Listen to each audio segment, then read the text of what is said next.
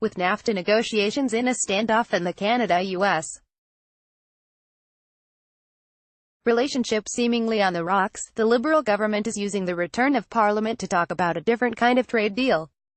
One of the first things members of Parliament will debate when they return to their seats today is Bill C-79, the legislation to implement the Free Trade Pact between Canada and 10 other countries in the Asia-Pacific region, including Japan, Australia and New Zealand.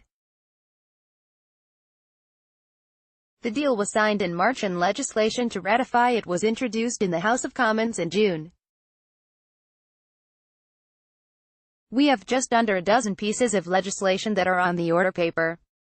When we return we are looking forward to seeing the CPTPP legislation advance, said Government House Leader Bardish Jagger. The government claims that once the Comprehensive and Progressive Agreement for Trans-Pacific Partnership (CPTPP) enters into force for Canada, it's expected to boost the country's GDP by $4.2 billion.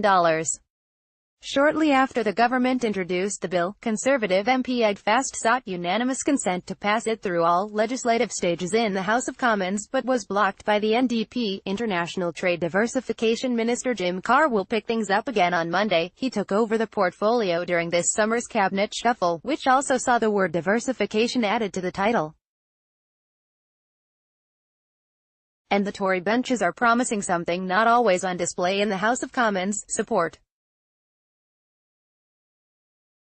NDP leader Jagmeet Singh on his priorities for the new session of Parliament.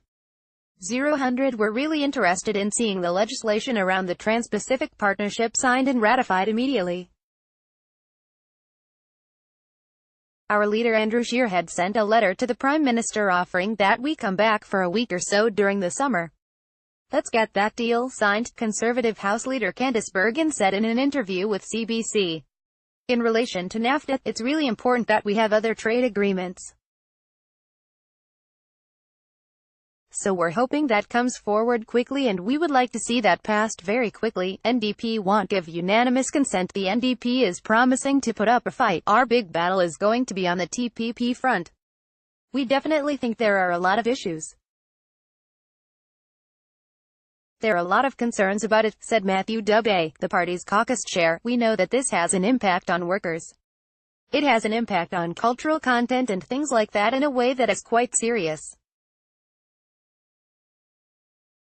So while we recognize that we want to diversify trade with everything that is going on with NAFTA, to think that we would pass legislation like that without debate, with unanimous consent, is not acceptable. NDP MP Matthew Dubé says his party's big battle is going to be arguing against the Comprehensive and Progressive Trans-Pacific Partnership.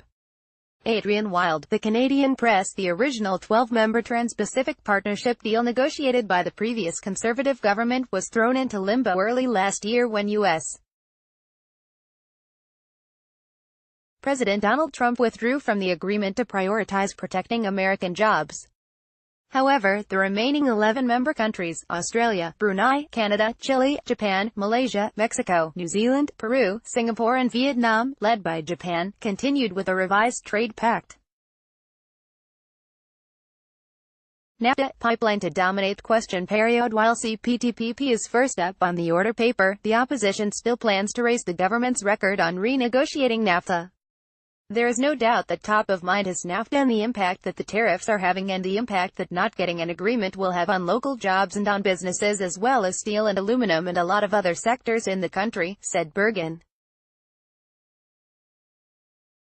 Foreign Affairs Minister Chrystia Freeland will be in the House of Commons on Monday, but is expected to return to Washington this week for another round of high-level talks with her American counterparts. The U.S. and Mexico already have reached an agreement in principle and are threatening to move on without Canada if Ottawa isn't ready to sign by October 1, with the countdown to the 2019 federal election ticking. The opposition is also vowing to use the return of Parliament to go after the Liberals on pipelines in the wake of this summer's federal court decision on the Trans Mountain Pipeline expansion, as well as their carbon price plan and their record on ethics. Last week, the Conflict of Interest Commissioner found Intergovernmental Affairs Minister Dominic LeBlanc violated conflict rules by awarding a lucrative fishing contract to a company set to be run by one of his wife's first cousins, with files from the CBC's Elizabeth Thompson and the Canadian Press.